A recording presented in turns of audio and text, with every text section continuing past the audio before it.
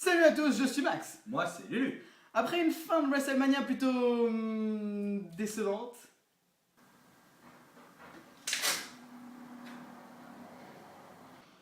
Vas-y, brûle, saloperie, brûle. Ça t'apprendra à faire des matchs pourris. Prends ça, Vince McMahon. Prends ça. Ouah, brûle, écusson de merde. ouais. Enchaînons maintenant sur de nouvelles bases avec Extreme Rules dans... La chronique H de Max et Lulu.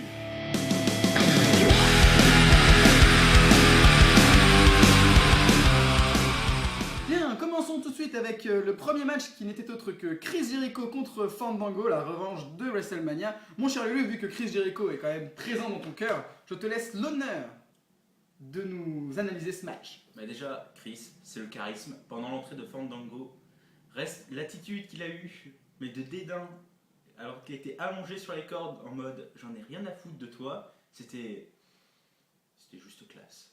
C'était bordant. Voilà. Je t'ai vu, Lulu. Non, Ouais, après, non, c'était, Chris aussi, franchement, avec la foule, là il était adoré. Chris, c'est ça qui est bien avec lui, qu'il soit heel ou face, il laisse pas indifférent, et ça c'est très bien ça.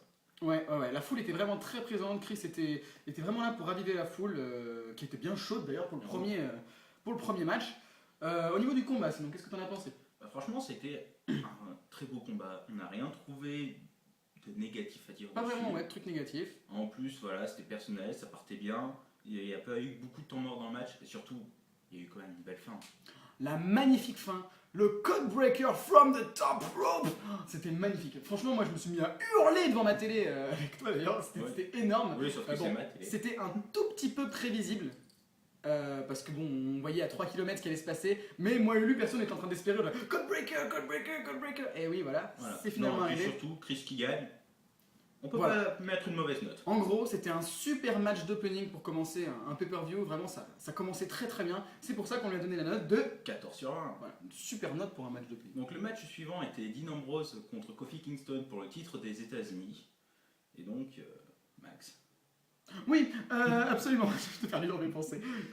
Oui, Dean Ambrose contre Kofi Kingston. J'avais un peu peur de ce match. Je me suis dit, ah, ça pue le match pourri. Bah non, en fait non. C'était un putain de bon match aussi. Pas aussi bien que le précédent, mais très bon match. Il y avait du rythme. Le match a commencé dès le début, même si c'était pas forcément personnel entre les deux hommes. Ils ont pas eu de feu d'avant, pas trop de story. Un peu, mais bon. Un tout petit peu, mais vraiment pas beaucoup par rapport aux autres matchs. Il y a eu pas mal de prises de soumission aussi, qui étaient plutôt pas mal. Ah mais non, la prise de soumission de Dean Ambrose, qui était absolument magnifique. Moi j'ai vraiment cru que Kofi allait taper. Vraiment de jolis mouvements, etc. Dean Ambrose qui a gagné le match. Oui, on spoil. Vous êtes censé avoir vu le pay-per-view. Dean Ambrose qui gagne à la loyale. Ces deux. Moi je me suis dit, une intervention de Shield serait vraiment pas étonnante. Non, il gagne à la loyale. Nouveau champion, il le mérite, rien à dire. Quelque chose à rajouter? Bon, et le seul point négatif qu'on a trouvé, c'est qu'au bout d'un moment, il y a eu un petit fail, mais rien de bien méchant. Ça nous a... Ah oui, le petit fail sur la prise, ouais, c'était vraiment pas bien méchant. Ouais, non. Sinon, moi je trouve qu'il y avait du suspense, il y a eu du retournement de situation. Je me suis dit, tiens, Kofi va peut-être garder son titre. Ouais. Non, et puis surtout, vu que le Shield d'habitude c'est en tag team, en simple, on savait pas ce que ça allait donner. Donc voilà, ça... Une très bonne surprise, c'est pourquoi on a donné la note de 13 sur 20. Passons à la suite avec le match Mark Henry contre Sheamus. Un match, un strap match, hein, c'est une stipulation qui est assez rare pour être soulignée. Le dernier strap match en date de... 2008, je crois, et c'était Umaga contre CM Punk. Merci Lulu, putain c'était vraiment une mémoire vivante. Bon bref. Moi déjà j'ai dit que c'était une stipulation rare et que ça faisait plaisir. Qu'est-ce que tu as pensé du reste? Voilà, après bon, vu les participants de ce match, bon, on savait que ça allait pas être un match immensément technique, mais ils misaient surtout sur le fait qu'ils soient attachés l'un à l'autre et que ça allait fouetter dans tous les sens. C'est complètement sexuel, j'adore. Oui, donc tu disais, pardon. Voilà, non, mais c'est vraiment pour miser sur la force brute. Là, c'était pas un match de cage, c'était... C'était deux gros bourrins qui s'affrontaient à coups de ceinture, voilà. C'est limite, qui se fouettaient. C'est limite sexuel, mais c'est super bon. Non, vraiment, il y a eu de la provocation entre les deux hommes parce que c'est quand même assez personnel, hein, vu comme Sheamus, si vous avez vu les photos de Raw, vu comme Sheamus a pris cher dans sa tronche, voilà. C'était vraiment violent comme match. Donc évidemment, par rapport au match précédent, c'était plus lent, il y avait des pertes de rythme, c'était bon, un match de poids lourd en fait. Mais néanmoins, moi, j'ai bien aimé. J'ai bien aimé le coup aussi de taper dans les coins, les petites loupiottes rouges et vertes. ouverte, qui était vraiment sympa. Franchement, c'est un match tout simplement pour la WWE qui sort de l'ordinaire. Voilà. Et rien que pour ça, C'était j'ai mis- bien. rien que pour ça, je l'ai mis un tout petit peu mieux, enfin on l'a mis un petit peu mieux que le match précédent, Oui. à 13,5 sur 20. Parce que voilà, c'est des genres de matchs qu'on aimerait voir plus souvent au sein de la WWE. Voilà, ça change un peu. Et donc maintenant on passe au match suivant qui était le match pour déterminer l'aspirant numéro 1 au titre mondial, donc opposant Jack Swagger à Alberto Del Rio. Ouais. Et donc, qu'est-ce que t'en as pensé? Alors premièrement, avant même le début du match, bon, on a, sans grande surprise, il y a eu le petit discours heel de Zeb Colter, hein, monsieur à la coroche, moustache, dont je suis extrêmement jaloux. non. De discours heel raciste, bon, qui passe plutôt bien, enfin même si je suis pas du tout raciste, mais qui passe bien, qui est bien dans le personnage. Et ensuite, j'ai beaucoup apprécié Liliane Garcia, l'annonceuse dans le ring, qui déjà est très bonne, a fait son annonce d'Alberto Del Rio en espagnol. Et voilà. Et c'était le gros foutage de gueule. Voilà, l'air de dire je suis latine et je t'emmerde. Voilà, magnifique. C'était d'une ironie merveilleuse. Sinon, le match, c'était un très beau match. C'était violent. Il y a eu des kendo sticks, il y a eu la barricade, il y a eu les escaliers. C'était formidable. On a même pu apercevoir du sang sur Jack Swagger. C'était fait exprès ou pas, j'en doute. Mais une petite pointe de sang sur l'épaule, c'est toujours plaisir. Moi et lui, on aime bien voir du sang au sein de la WWE. Ça nous rappelle les bonnes années.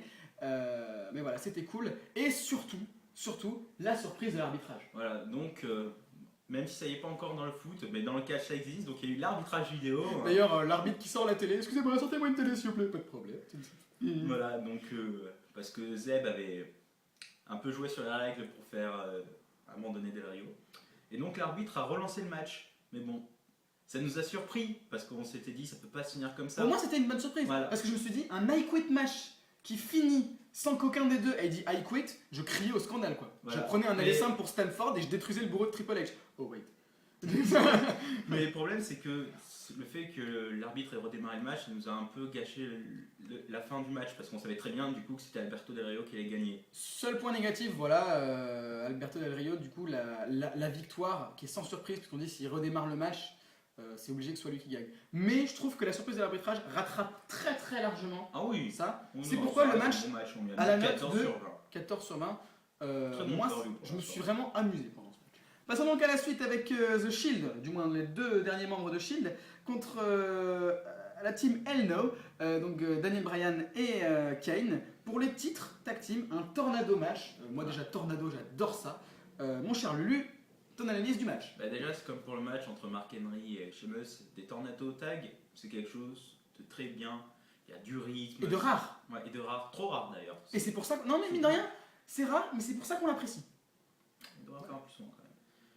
Mais voilà, franchement, ça a été un match excellent. Franchement, les deux équipes, elles ont fait un teamwork chacune qui était magnifique.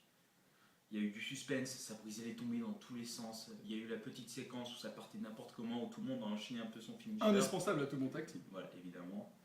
Et franchement, il y a eu cette fin aussi. C'est... Ah ouais, franchement, ouais, vraiment une fin fantastique. Le finishing move du Shield qui est absolument merveilleux, qui fait du coup que dans les 15 dernières secondes, c'est prévisible, mais c'est normal, hein, c'est un match de catch.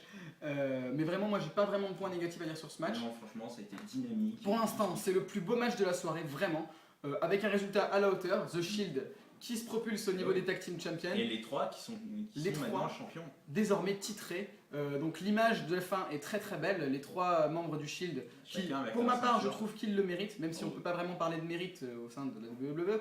Mais moi, j'étais plutôt content pour The Shield. L'image des trois à la fin avec leur ceinture dans le ring Ouais, était belle. C'était classe.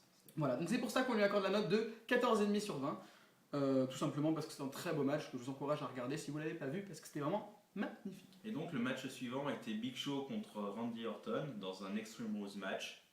Donc qu'est-ce que t'en as pensé, Max? Premièrement, je suis un très grand fan des Extreme Rules match. J'ai énormément regardé de Extreme Rules match datant des années 90, etc., qui étaient vraiment fantastiques au sein de la ECW, c'était merveilleux. Bref, aujourd'hui nous sommes en 2013 et on accueille donc au début du match Randy Orton dans sa ville à Saint-Louis, dans sa hometown, et la foule qui lui a réservé une merveilleuse ovation. Pour commencer un match, il n'y a vraiment rien de meilleur. Le match ensuite, j'ai trouvé plutôt sympa, ça cassait pas trois pattes à un canard, mais c'était vraiment sympa, j'ai bien aimé la stipulation. J'ai trouvé qu'ils avaient un petit peu manqué d'imagination dans les objets. Le principe de l'Extreme Rules match, c'est qu'on peut utiliser n'importe quoi. Ça coûtait rien de, je sais pas, de prendre la cloche, d'utiliser, je sais pas, n'importe quoi, mais on s'en est... On s'est je sais pas comment dire. On s'est cantonné, voilà, comme le riz, aux chaises, aux échelles, aux tables. J'ai trouvé ça un tout petit peu décevant. Mais sinon, c'était vraiment très très beau avec de magnifiques mouvements, hein, les magnifiques mouvements. Voilà, à la fin, on a eu droit à une petite séquence RKO sur la chaise, suivie du retour du pun kick. Alors ouais, avec Lulu, on était en mode devant notre écran, genre... Vas-y Randy, vas-y fais-le, fais-le Randy, oui, vas-y, fais-le, fais-le, C'est un connard, de toute façon. fais-le, ouais. Ouais, voilà. Donc sinon, le Big Show, j'ai trouvé que c'était le point négatif de ce match. J'aime pas la façon de catcher du Big Show, voilà, c'est dit. J'ai rien contre le personnage. Le personnage du Big Show est plutôt cool, un mec qui n'en a rien à foutre, qui oscille entre heel et face. Mais j'aime pas sa façon de catcher. Il est beaucoup trop lent, beaucoup trop balourd. Bon, certes, le mec il pèse à peu près 4 fois mon poids, mais il est trop, je sais pas, il est trop balourd, j'aime pas. Donc voilà. Sinon, c'est un des points négatifs que j'ai vu. Je sais pas si t'as quelque chose à rajouter. Moi, si, non, on a oublié de dire quelque chose quand même. Il y a eu un très beau mouvement. Le Big Show qui avait mis l'échelle sur 2 chaises et qui voulait faire un descend du coude sur Randy Orton. Heureusement pour Randy qui. C'était très beau. Ouais, là, Randy il a sauvé sa vie là, sur ce coup-là. Donc finalement, la main du match. Très sûrement. Très bon match. Et donc, le match suivant était le match pour le WWE Championship entre John Cena et Ryback. Donc, vas-y. Premièrement, pour moi, les résultats ne faisaient aucun doute. Cena avait gagné à WrestleMania et c'était absolument impossible, inconcevable que Ryback prenne la ceinture à Extreme Rules. Pour moi, je partais en me disant impossible que Ryback gagne. Dommage, j'aurais bien aimé que la WWE me fasse mentir. Tant pis pour eux. Sinon, on a eu le droit à un match d'une extraordinaire qualité. Des tables, x3 même. Et oui. 3 tables se sont pétées durant le... Ça fait plaisir, moi j'adore les tables. Pas de table de commentateurs. Non, ça c'est bizarre. Hein. Les deux, à Extreme Rules, les 2 tables des commentateurs sont sortis indemnes. D'habitude, celle des Espagnols est toujours en miettes au bout de 5 minutes. Voilà, de show. Bon, c'est pas parce que grave. la WWE est raciste. Sinon, il y a eu du combat en dehors de l'arène. Ça m'a fait... Enfin, plutôt dans l'arène, dans le public. Notamment avec un très beau mouvement de Cena. Retenez ça parce que je le dis vraiment pas souvent. Un beau mouvement de Cena du haut de la barricade, il a sauté en plein sur une table sans aucune protection ni rien. Je trouve ça très beau. Pas trop de hauteur, mais c'était très beau sinon. Et par contre, j'ai bien aimé la fin sur le principe du mouvement, mais je trouve ça vraiment dommage que le match se termine comme ça, la fin. Voilà, bon, déjà, petit plus quand même, Cena qui prend l'extincteur, ça fait toujours plaisir. Ah oui, l'extincteur, j'ai oublié de le dire. Voilà, ça fait toujours plaisir. Moi j'adore l'extincteur, hein, ça fait très plaisir. Voilà. Et franchement, c'est vrai qu'il y a eu une fin de match vraiment surprenante puisque Ryback a juste fait passer Cena à travers le décor. Donc j'ai bien d'ailleurs aimé l'arbitre en mode j'y vais pas. Les mecs, qu'est-ce que je fais les gars de l'aide. C'était super mythique. Voilà, donc ils sont passés à travers les panneaux lumineux. Ah, c'était magnifique. Ça a pété Cette dans tous les explosion sens et tout. Et donc pendant 10 à 15 secondes, Rien. ça On fait était pas. sans barre. L'arbitre il fait tout le tour, il passe pas au travers. Bon, quoique ce serait con de dire un arbitre. Et finalement, le match s'arrête comme ça. Voilà. Y a Cena pas de qui- vainqueur. voilà, Cena qui se fait mettre sur la civière, on escorte Ryback dehors. À la limite, bon, c'est peut-être ce qu'on aurait voulu Alors, là, je suis pas personnellement. C'est par exemple, je sais pas, qu'au dernier moment, Ryback revient, il jette la civière par terre, et là, il dit à l'arbitre, genre, fais le compte. Voilà. Mais je suis pas d'accord. Ce match, c'est un last man standing, le dernier homme debout.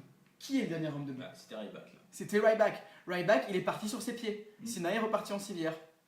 Ryback, nouveau champion de la WWE. Ça devrait être aussi simple que ça. Mais non, c'est John Cena. Non, c'est la superstar la mieux payée. Alors non, il a un contrat en or, machin, il vend plein de goodies. Alors non, on lui fait pas perdre la ceinture.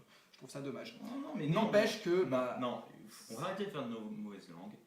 Même si c'est un match avec Cena, ça a été quand même un très bon match, c'est pourquoi il a la meilleure note pour l'instant de la soirée. qui est de 15 sur 20. Voilà. Mais je dis juste la fin était un tout petit peu décente. Mais sinon, c'était quand même un très très beau match. Et on passe donc maintenant au main event de la soirée. Où il n'y a pas Cena, ça fait plaisir. Pardon, je crache vraiment beaucoup sur Cena, mais bon, je suis sûr que beaucoup de gens me comprendront. Triple H contre Brock Lesnar, un match duquel j'attendais énormément de par sa violence. Et on a plutôt été servi. Voilà, parce que déjà ça a commencé avant même que la cloche ait sonné, parce que Ah, Brock Lesnar est arrivé au bord de la cage, et qui c'est qui a surgi par derrière pour l'attaquer? Triple H, voilà. C'est vraiment pour dire que ce match, on peut même pas dire que ça a commencé très fort, parce que ça a commencé très fort avant même que ça commence. Ça fait bizarre comme phrase, mais bon, c'est pas grave. ouais, en plus par derrière et tout, moi j'aime beaucoup. Ouais, franchement, ça a été bien. C'est franchement, la cage, elle a pris cher. pendant tout le long. D'ailleurs, ils ont d'ailleurs précisé pendant le match qu'ils avaient construit une cage exprès Renforcé, ouais, pour renforcé ce match. et Bah, plus faut dire, haute. quand tu vois la gueule des bestiaux. Voilà. Aussi, moi, c'est ce que j'ai aimé personnellement, l'implication de Paul Heyman comme ça, qui a bousculé l'arbitre et tout, qui a fermé la porte sur le crâne de Triple H. Paul Heyman me laisse indifférent. Moi, je trouve Mais qu'il y a pas de surtout, charisme. surtout, le truc était magnifique. Au bout d'un moment, Brock Lesnar était complètement sonné dans le ring. Triple H est debout sur les cordes. On se dit peut-être qu'il va partir. Et là, qu'est-ce qui nous sort? Un sledgehammer en métal, ah, en métal. C'était en métal, franchement, c'était rien de plus barbare. Moi, je voyais vraiment Triple H assis sur le trône, vous savez, le trône de Game of Thrones avec toutes les épées et tout ça, avec genre le sledgehammer en métal comme ça en guise de canne. Genre, enfin, regarde, en plus avec la lumière comme ça, ça aurait été vraiment génial. Je trouve ça très beau. Son sledgehammer était vraiment charisme. Malheureusement, il n'a pas trop eu l'occasion de l'utiliser. Ah non, oui, bon, parce que c'est lui qui s'est pris dans la gueule. Non, mais néanmoins, c'était très bien. C'était très bien joué de sa part, vraiment en trompe-l'œil comme ça dans la cage. Personne s'en doutait, peut-être à part les gens au ringside juste devant que l'ont peut-être aperçu, mais nous perso, on y a vu que du feu.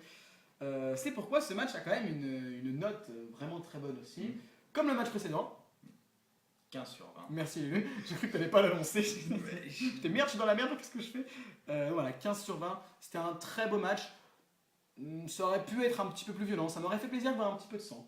Parce que bon, c'est un match violent. Le tout premier match Triple H contre Brock Lesnar en date, il date de quand? SummerSlam, il y avait eu du sang, c'était cool. Ça avait été un peu plus violent. J'ai préféré le match de SummerSlam. Je sais pas quelle note on lui avait mis à l'époque. Il n'y avait pas de CCML à l'époque. Ah, il y avait pas de télécast. Eh ben voilà, ce serait une bonne occasion de le faire. Et puis voilà, alors, finalement c'était vraiment un beau match. Et on part sur une bonne impression. Donc voilà, c'est la fin de ce pay-per-view qui franchement a tenu ses promesses. Voilà, Extreme Rules, on s'y est cru. Il y a eu de la table, il y a eu des chaises, il y a eu du sledgehammer. En plus, ça se finit sur Triple H à terre. Voilà, ça finit vraiment sur une grosse image. C'était. Bah, Triple H, quand même presque le PDG de la WWE. Dans quelle entreprise du monde? On peut taper sur son propre patron. Hein. Je trouve que c'est la glace. Personnellement, je le ferais. Donc, j'ai pas de patron. Donc voilà. Non, mais franchement, il n'y a pas eu de moment décevant dans ce pay-per-view. Ça a été juste très bien tout le long. Et d'ailleurs, pour la première fois dans l'histoire de cette émission, de la chroniquage de Max et Lulu, c'est historique! un pay-per-view a eu 4 étoiles sur 5. Et voilà, 4 étoiles que je fais apparaître comme d'habitude derrière. 1, 2, 3 et 4. Et voilà, les 4 jolies étoiles sur l'écran que je fais disparaître comme d'habitude. Et voilà, vraiment un pay-per-view, ça fait du bien. Après un WrestleMania que moi j'ai trouvé acceptable, mais avec une fin beaucoup trop décevante, eh ben j'ai trouvé que ce pay-per-view était supérieur. Oui, parfaitement, Extreme Rules était supérieur à WrestleMania. C'est pour ça Parfaitement. que 4 c'est plus grand que 3. C'est pas faux. Bref, voilà, en tout cas, c'était plutôt cool et moi je pars sur une bonne impression. Et donc voilà, c'est la fin de ce chroniquage de Max et Lulu pour Extreme Rules. J'espère que ça vous a plu, que vous êtes bien amusés. Nous, en tout cas, on s'est amusé à la faire, comme d'habitude, c'était plutôt cool. N'hésitez surtout pas à vous abonner à la chaîne, nous ça nous fait très plaisir, c'est une très bonne manière de nous encourager. Ou alors assassinez-nous si jamais ça vous a pas plu, qu'est-ce qu'on en a à foutre. Sinon voilà, n'hésitez surtout pas à nous faire part de vos commentaires pour qu'on améliore un peu le contenu de nos vidéos, tout ça. On n'est pas des pros, on le sait, mais n'hésitez vraiment pas, nous on prend vraiment en compte tout ce que vous dites. Voilà, sinon pour la promo de la chaîne, on vous annonce qu'on fera un autre commentaire de match comme WrestleMania 25, Undertaker, Shawn Michaels. Ce sera, pour un peu le spoil, ce sera un hardcore match entre deux grandes légendes. Peut-être que les gens sauront ce que c'est. En tout cas, c'est un match sur lequel on va probablement s'éclater. Deux grandes légendes à la retraite qui nous manquent beaucoup. Dont un récent Hall of Famer. Voilà, j'en dis pas plus. Sur ce, c'était la chroniquage de Max Et de Lulu. Merci beaucoup de nous avoir suivis. À la prochaine. Salut.